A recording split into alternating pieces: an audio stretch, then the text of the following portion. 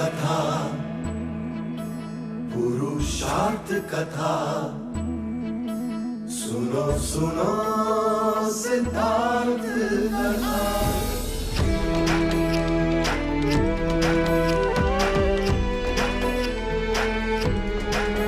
संसार में दुख का कारण क्या, संताप शोक का निवारण क्या।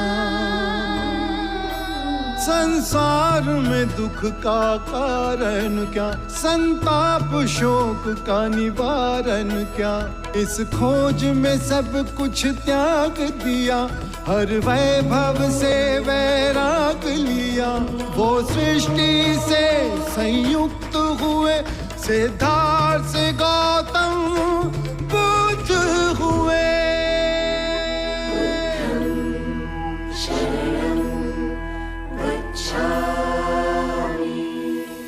आपने मगध नरेश के सम्मान के शीश को झुकाया है और अब आपके शीश पर मगध की जवाबदेही बनती है।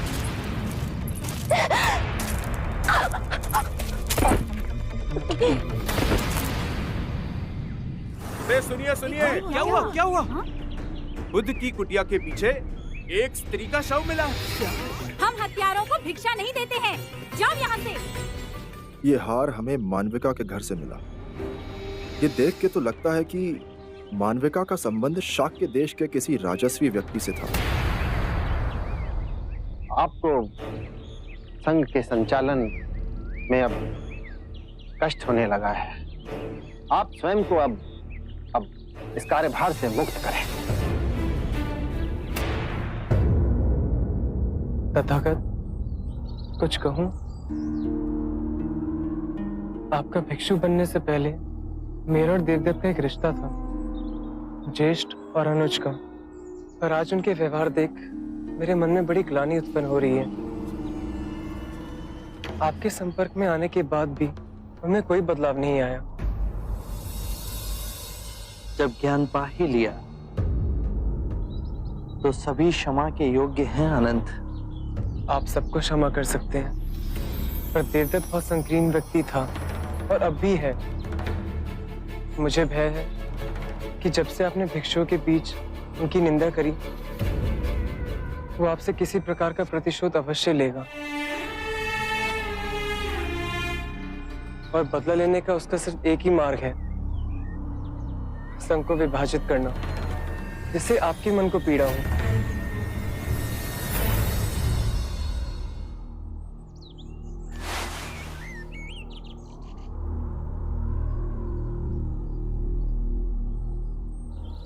आनंद, संघ मेरी चेतना है, मेरे मार्ग का प्रमाण है कि वो पीड़ा का कारण नहीं बनेगा। भिक्षुओं के सामने देवदत्त की आलोचना करने का मेरा एक ही कारण था कि मैं ये स्पष्ट रूप से कहना चाहता था कि मैंने देवदत्त को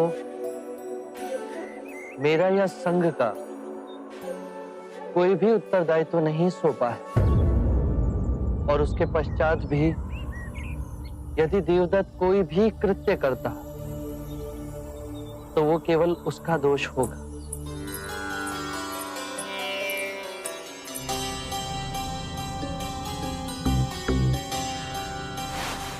मुझे आपसे कुछ कहना है। वो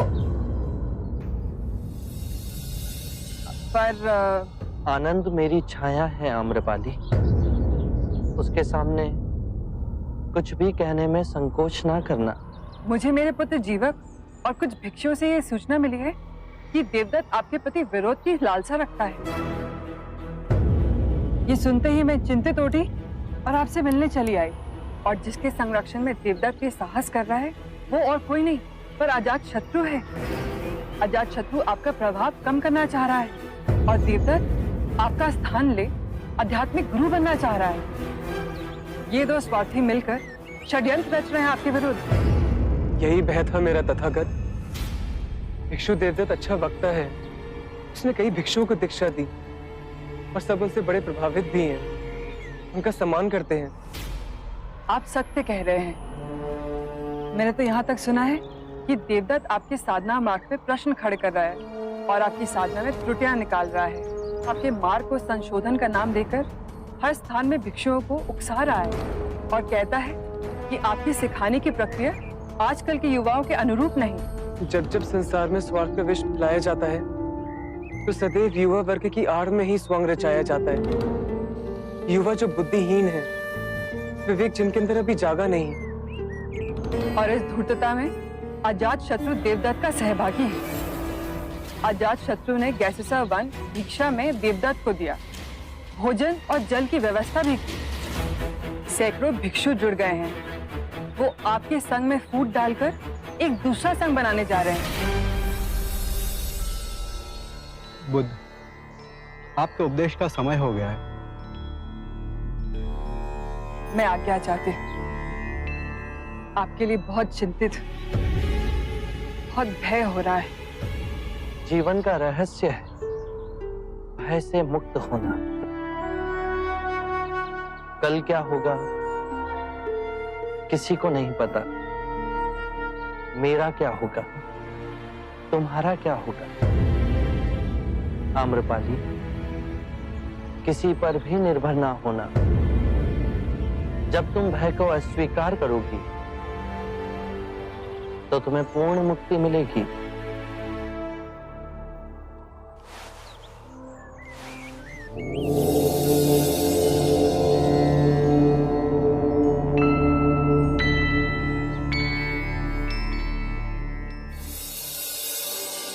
निर्बल को बल वही दे सकता है जो पूर्ण मुक्त हो, और वो केवल आप है बुद्ध।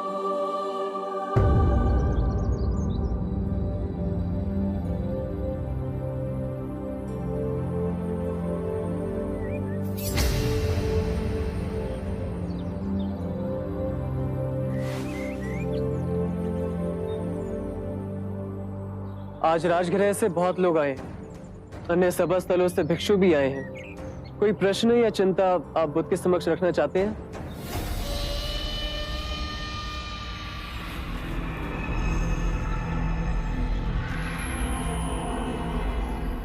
आप भिक्षुओं को इच्छा रहित और सादगीपूर्ण जीवन जीने की शिक्षा देते हैं,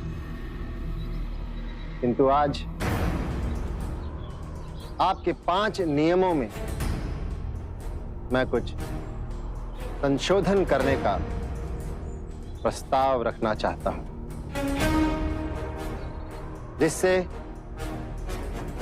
हम सभी भिक्षुओं के सादगीपूर्ण जीवन की प्रतिबद्धता और दृढ़ हो सके।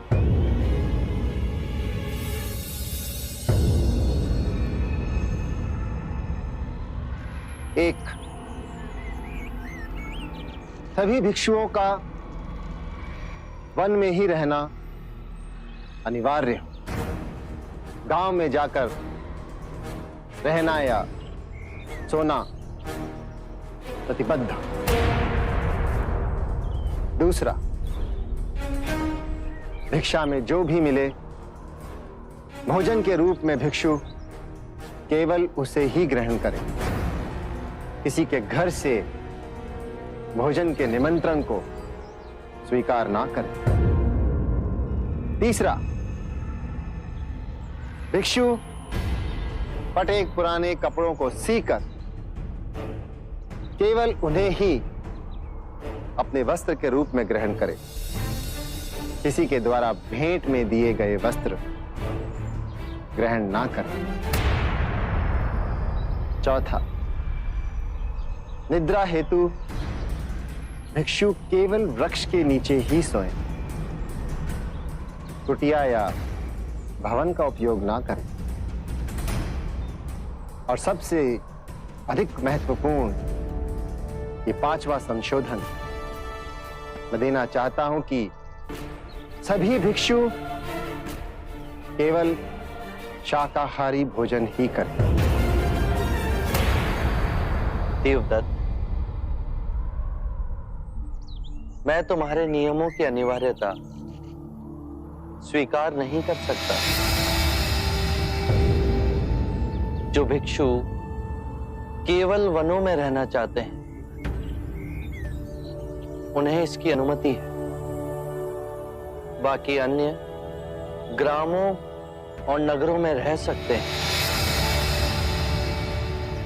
जो भिक्षु केवल भिक्षाटन द्वारा भोजन करना चाहते हैं, वो उपासकों के निमंत्रण को अस्वीकार कर सकते हैं। अन्य को स्वतंत्रता है कि वो उपासकों के निमंत्रण को स्वीकार कर सकते हैं। जो भिक्षु चीथड़ों को सीकर भिक्षु वस्त्र पहनना चाहते हैं, वो इसके लिए स्वतंत्र है। किंतु अन्य जिन्हें उपहार में भिक्षु वस्त्र मिले, वो 3 से अधिक ना लें। जो भिक्षु वृक्षों के नीचे सोना चाहते हैं, वो ऐसा करने के लिए स्वतंत्र है। किंतु अन्य कक्षों और कुटियाओं में रह सकते हैं। ये उनका अधिकार है देवदत्त। जो भिक्षु शाकाहारी भोजन करना चाहते हैं, उन्हें इसकी अनुमति है। किंतु अन्य जो मांसाहारी ग्रहण करना चाहते हैं, वो मांसाहारी ग्रहण कर सकते हैं। किंतु उनके भोजन के लिए किसी भी जीव की जीव हत्या नहीं की गई हो। देवदत्त, वर्तमान व्यवस्था के अनुसार भिक्षुओं को जनमानस से संपर्क करने का अवसर मिलता है। उन्हें सद्धर्म मार्ग की शिक्षा प्रसारित करने का अवसर मिलता है। तो आप मेरे संशोधनों में त्रुटियां निकाल रहे हैं। त्रुटियां तो आप निकाल रहे हैं देवदत्त। मैं बुद्ध से बात कर रहा हूं। तो आप मेरे ये संशोधन स्वीकार नहीं करेंगे। देवदत्त, मैं तुम्हारे संशोधन को अस्वीकार करता हूं।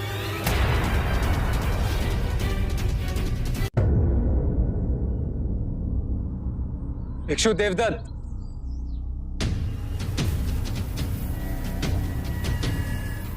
आपको पता भी है आप क्या करें भिक्षु देवदत्त? बड़े भाई से ऐसे बात करते हैं? आनंद, मनुष्य बड़ा अपने कर्मों से होता है, और बड़े भाई जैसा कौन सा कार्य कर रहे हैं आप?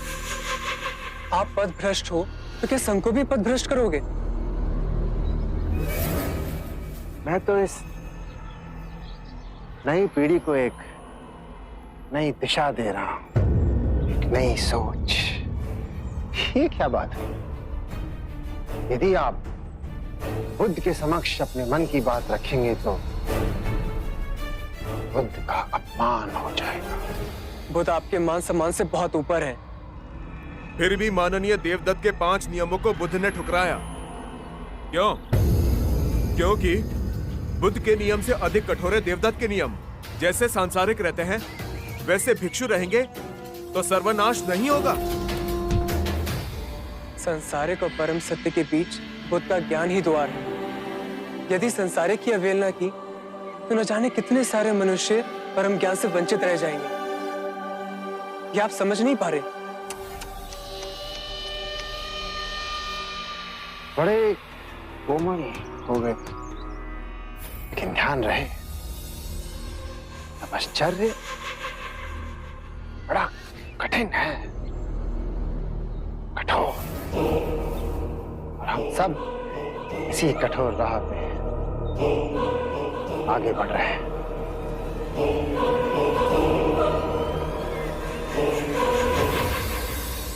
तो देवदत्त ने संघ का विभाजन कर दिया। देवदत्त ने बबूल बोए हैं तो वो फल कहां से पाएगा? आनंद, जब तुमने ये समझ ही लिया तो मन में उद्वेग क्यों?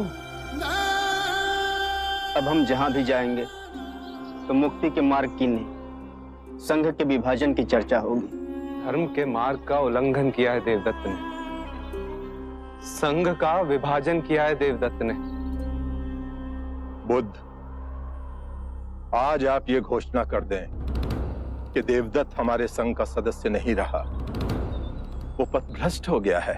महाकश्यप, आपने पहले देवदत्त की प्रशंसा की थी, क्या आप सही कह रहे थे? हाँ बुद्ध, मैंने प्रशंसा की थी, लेकिन वो प्रशंसा उसके तप, सदाचार और व्यवहार के लिए थी।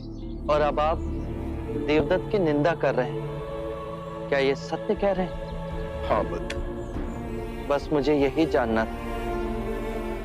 जो हो,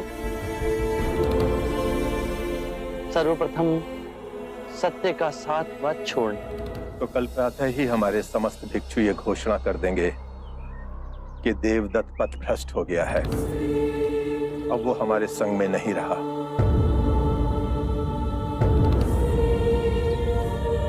आप दोनों इतने चुप क्यों हैं? आप और सरिपुत्ता कुछ कहते क्यों नहीं?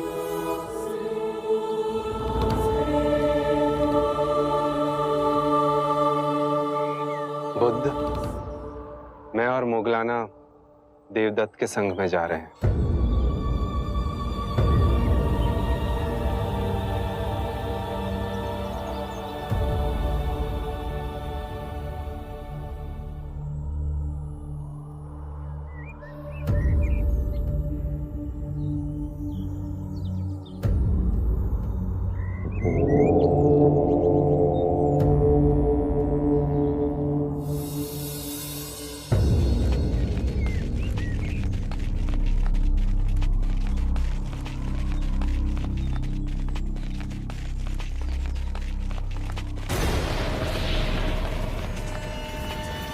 डोली नीचे रखो।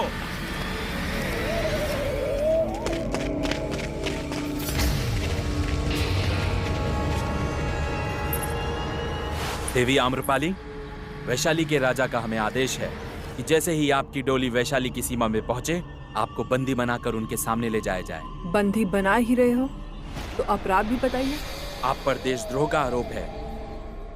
आपने वैशाली के परम शत्रु मगध नरेश अजातशत्रु को शरण दी और अजातशत्रु की सच्चाई जानने के बाद भी आपने उनसे संबंध रखे।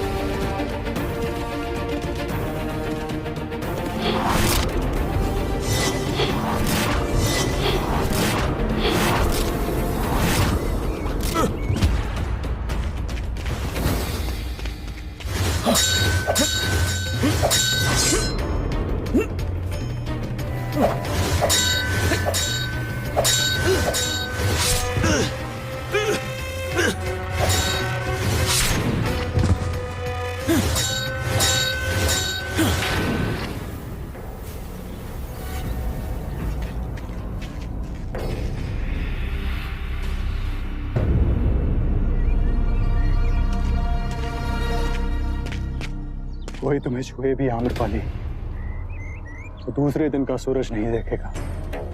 अब तो मेरा विश्वास करो, मैं तुम्हें कितना प्रेम करता हूँ आम्रपाली।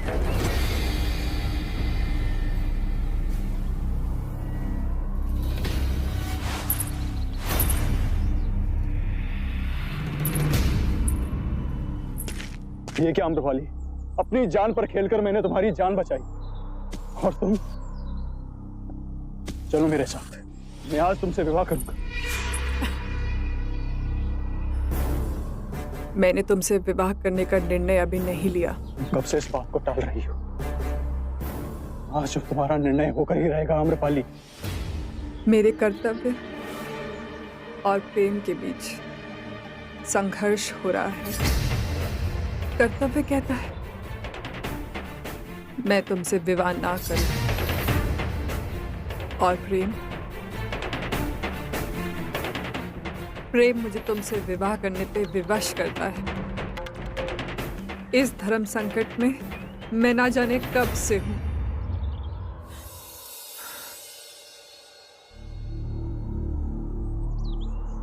पर अब मेरे सामने सब स्पष्ट हो गया है। मैं अधीर हो रहा हूं आम्रपाली, शीघ्र बताओ क्या है तुम्हारा निर्णय आम्रपाली? बुद्ध कहते हैं कि भय से मुक्त हो जाओ। भयभीत होके ये मत सोचो कि कल क्या होगा, मेरा क्या होगा। किसी पे निर्भर मत रहो। और जब भय को अस्वीकार करोगे तो संपूर्ण मुक्ति मिलेगी। और तुम्हारे पास सिर्फ एक ही शक्ति है अजातशत्रु, भय की। तुम्हारा नाम सुनते ही लोग भयभीत हो जाते हैं, कांपने लगते हैं।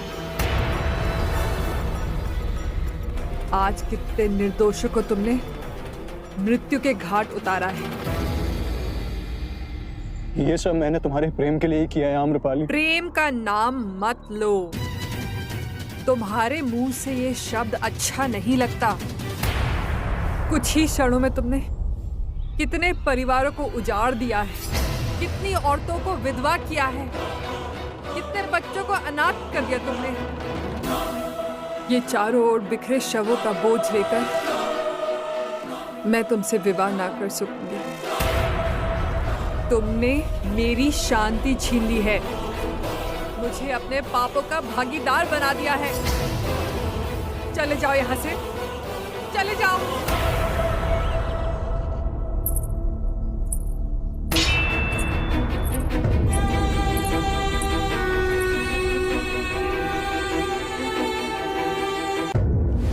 महाराज, जिसे हमने वैशाली की नगर वधू बनाया उसी ने देशद्रोह किया। महाराज, युद्ध में घायल मगध नरेश अजातशत्रु को इसने अपने घर में छुपाया। उसकी चिकित्सा के बहाने पर उसे वैशाली के सारे भेद बताए। ये अब भी अजातशत्रु से मिलती रही है महाराज। आम्रपाली, क्या ये आरोप सत्य है?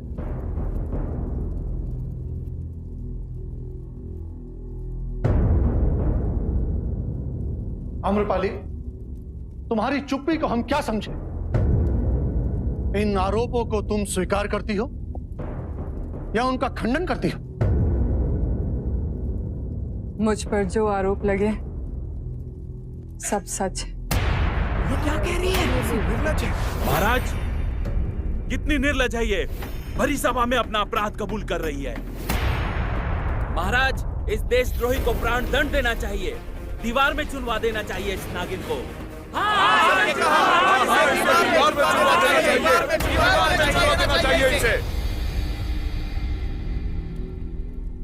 आम्रपाली, ये सुनकर हमें बहुत कष्ट हुआ। वो क्या कारण था जिसके लिए तुमने वैशाली के साथ ऐसा विश्वासघात किया? महाराज, मैं जो वैशाली पर अपनी जान छिड़कते आज अपराधी बन इन सब की घृणा की पात्र बन गई। सबकी आंखों में तो मैं दोषी ठहरा दी गई। नहीं आम्रपाली, जब तक दोष सिद्ध ना हो कोई तुम्हें दोषी नहीं मान सकता। तुम्हें जो कहना है कहो। मैं बुद्ध की अनुयायी हूं और बुद्ध ने कहा है कि कोई भी जीव, प्राणी या मनुष्य घायल अवस्था में मिले तो बिना किसी भेदभाव के उसकी सेवा करनी चाहिए। मेरे महल के बाहर एक सैनिक घायल पड़ा था। उसके शरीर पर वैशाली के सैनिक के पोशाक थे। मुझे नहीं पता था उस व्यक्ति की वास्तविकता क्या है, और उपचार करते करते मुझे उससे प्रेम हो गया। पर मैंने उसे ऐसा कोई भेद नहीं बताया जिससे वैशाली को किसी भी प्रकार की हानि हो। हम ये बात मानते हैं कि तुमने जानबूझ के वैशाली के शत्रु को शरण ना दी, परंतु जाने या अनजाने तुमने घोर अपराध किया है।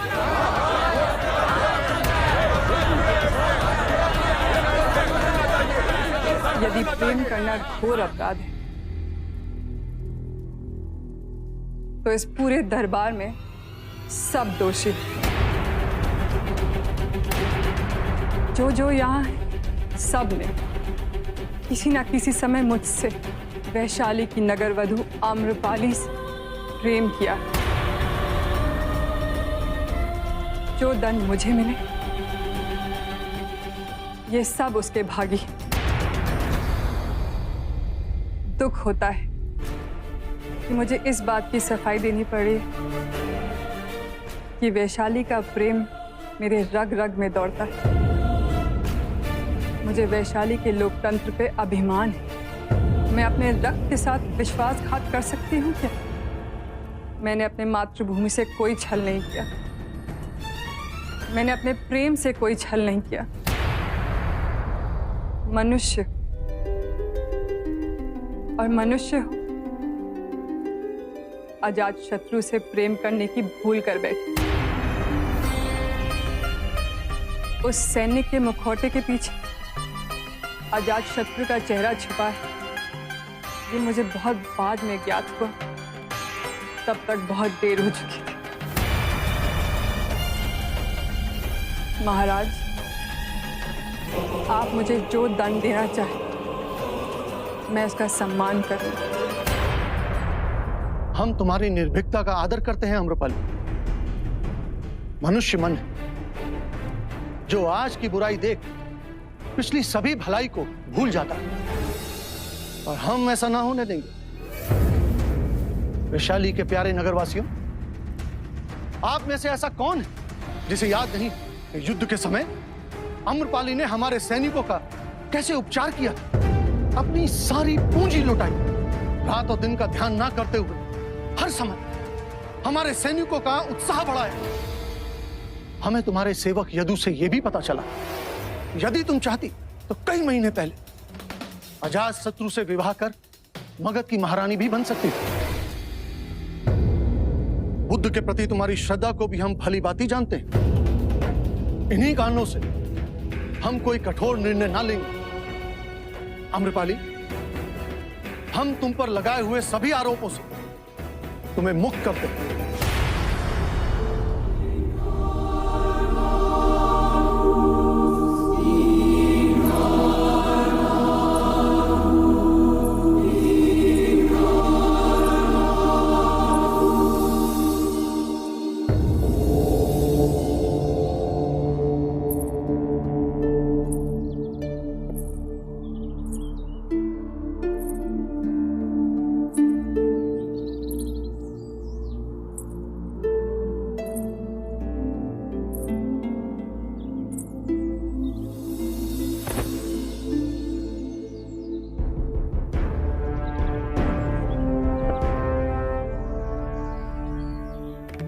क्या इन चरणों में मुझे स्थान मिलेगा?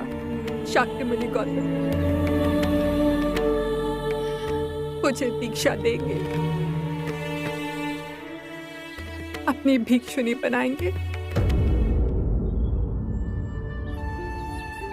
वैराग्य तुम्हारे अंतर से उठा है आम्रपाली। मैंने इस छल कपट से भरी दुनिया की वास्तविकता देख ली है। जीवन के इस घूमते चक्र से निकलकर मैं शांति पाना चाहती हूँ।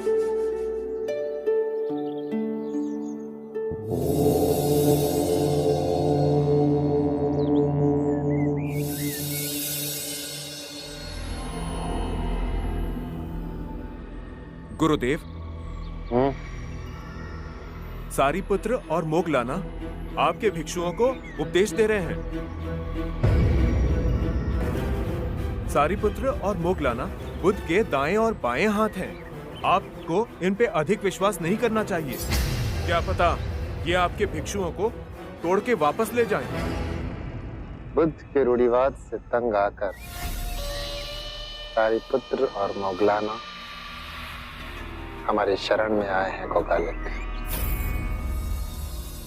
और सच कहूं तो इनके आने से मुझे बड़ा आराम मिला है। कम से कम हर रोज उपदेश देने का बोझ तो मेरे सर से उतर गया।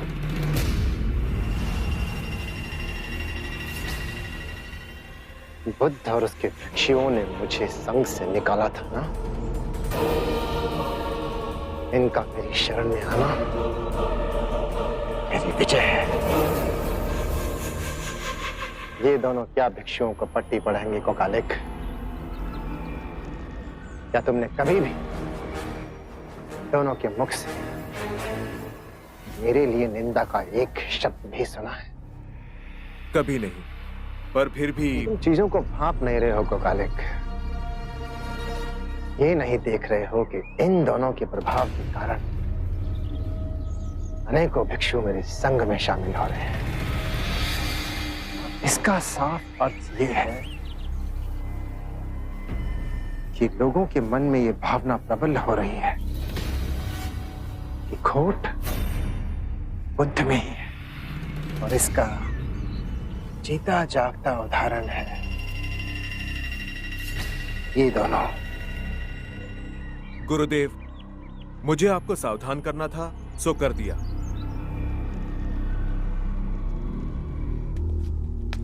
ये कपिलवस्तु का सैनिक यहाँ? प्रणाम राजन देवदत्त। क्षमा करें, आपको ये दुखद समाचार देने का भार मुझे सौंपा गया है कि कुछ दिन पूर्व राजा दुर्योधन की मृत्यु हो चुकी है, और उनकी मृत्यु के पश्चात महारानी मंगला का स्वास्थ्य दिन प्रतिदिन गिरता गया है। अपने अंतिम समय में एक बार आपसे मिलने की इच्छा रखती हैं और आपसे मिलकर आपको कुछ बताना चाहती हैं, इसलिए शीघ्र आपको मेरे साथ कपिलवस्तु चलना होगा। हाँ, हम अवश्य चलेंगे इसी समय। कोमालिक, हमारे पीछे से संघ की देखरेख का कार्य तुम्हें संभालना है। जय गुरुदेव। ध्यान रहे। जय गुरु।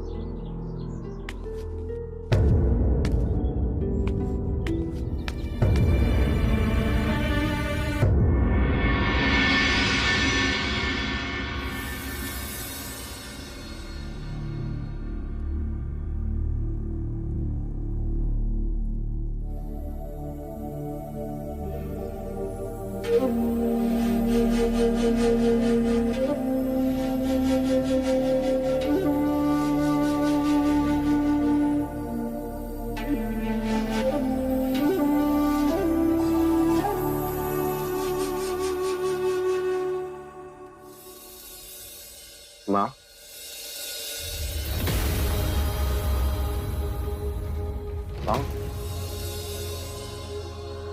माँ देख।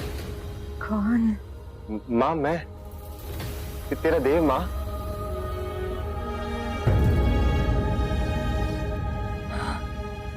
देव? हाँ माँ।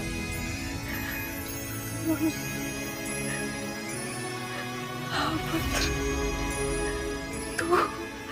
तू आ गया पुत्र। हाँ माँ। ये क्या हो गया माँ तुझे? अंतिम घड़ियां गिन रही हूँ पुत्र। नहीं माँ, ऐसा मत कर, कुछ नहीं होगा तुझे। पता है देव, जब मैं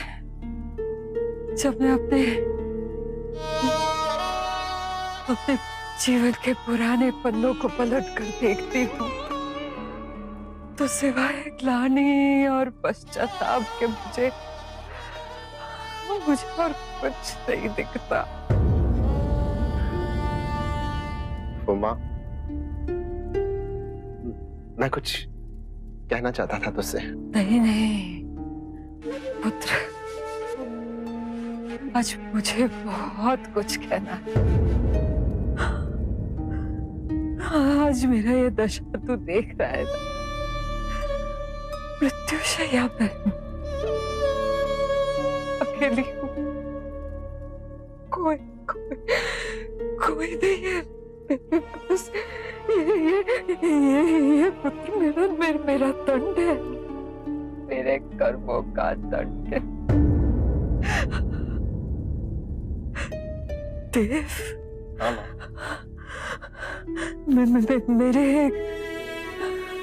एक प्रश्न का उत्तर देगा तू? हाँ माँ, पूछना। मैंने ऐसा क्यों किया? अपने पूरे जीवन में मैंने सबको धोखा दिया। जिन्होंने भी मुझ पे विश्वास किया, भरोसा किया, सबका विश्वास मैंने तोड़ दिया। छल किया मैंने। बता सकता है ऐसा क्यों किया? आज पछता रही हूँ मैं। वो जो मेरे अपने थे, जिनसे सब कुछ छीनना चाहा,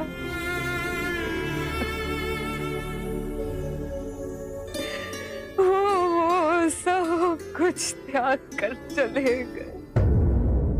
नहीं माँ, तू ऐसा कह के अपना जी छोटा मत कर। क्यों दुख देती है अपने आप को? दुख बोया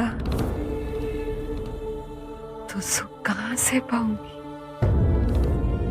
कष्ट तो ये है कि मैंने अपने पुत्र को भी अपने बुरे कर्मों के जाल में जला दिया। नहीं माँ, ऐसा ना कहा। पर देव, मेरी एक बात सुन। मुझे भिक्षु से पता चला कि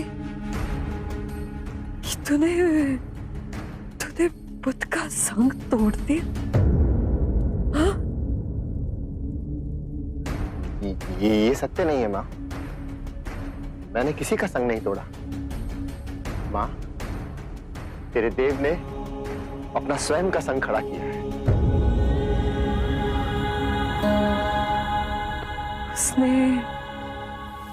उसने सब कुछ त्याग दिया। इतनी यातना सही, इतनी तपस्या की, तब कहीं जाके सिद्धार्थ बुद्ध बना, और तू उस पर अपना अधिकार जमा रहा है पुत्र। नहीं माँ, मैंने भी इतने वर्षों के जतन के बाद में बुद्ध के मार्ग में त्रुटियों को खोजा है, संशोधन किए, साधना की नई पद्धतियों को खोजा है। माँ, मेरे कारण बहुत से युवा आकर्षित हो रहे और उन्हें अपने प्रश्नों के उत्तर मिल रहे। बड़ा अनर्थ कर रहा है तू। साध धर्म का मार्ग उन्होंने खोजा, उनके कारण आज तू त्रुटियां खोजने में समर्थ हुआ। देव, सावधान हो जा। समाज, हम बुरा करने वाले, हमारे मन के किसी कोने में ये प्रबल विश्वास होता है कि मृत्यु दूसरों की होती है, हमारी नहीं। हमारी नहीं। ना तू रहेगा, ना तेरा संग। जैसा करेगा पुत्र, वैसा ही करेगा। माँ, तुझे पता नहीं है मेरे कारण कितने लोगों के कष्ट दूर हुए। भ्रम है ये तेरा।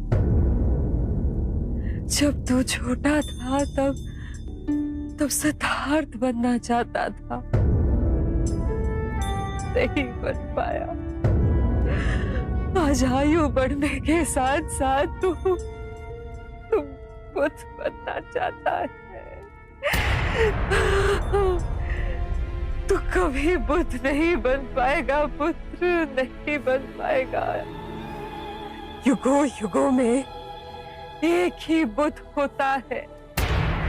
कई जन्मों के तपस्या के बाद सिद्धार्थ बुद्ध बन पाया। बुद्ध तो मरते मरते भी तूने मुझे ये कटाक्ष और ताने देने के लिए यहाँ बुलाया है।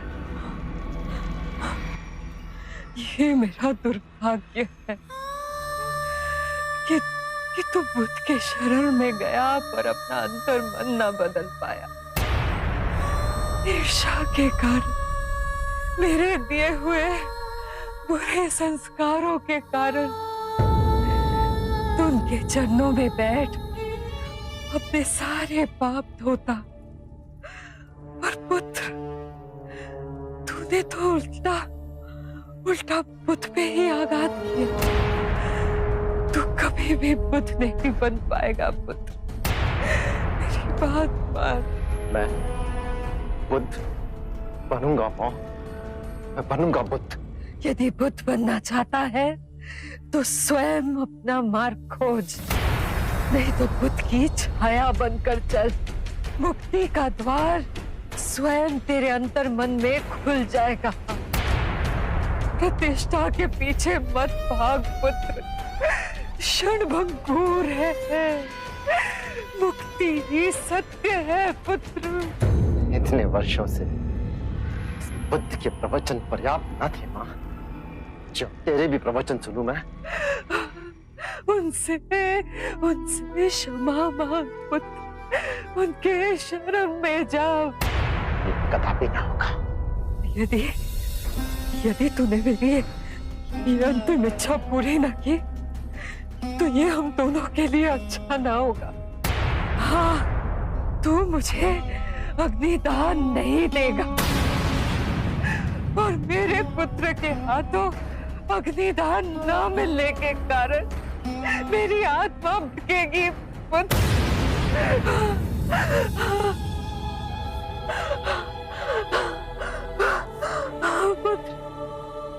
बुद्ध के शरण में जा, उनसे क्षमा मांग, मेरी बात समझ पुत्र और बोल बुद्धा शरणं गच्छ।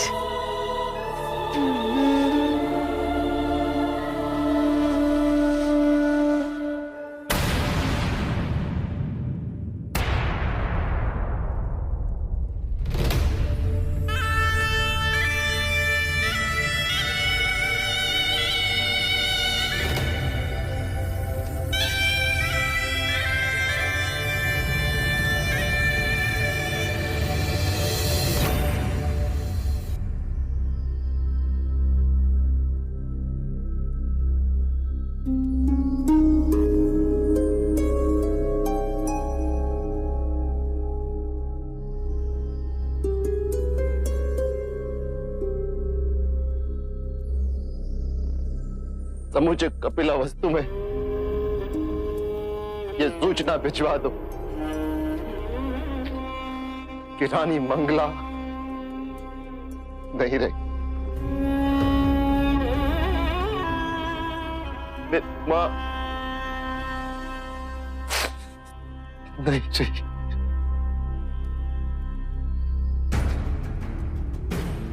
इसका अंतिम संस्कार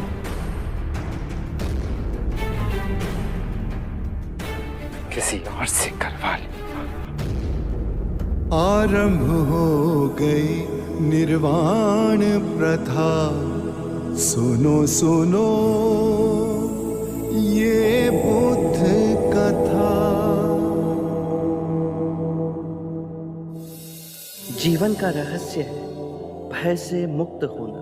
कल क्या होगा, तुम्हारा या मेरा क्या होगा, किसी पे निर्भर ना होना।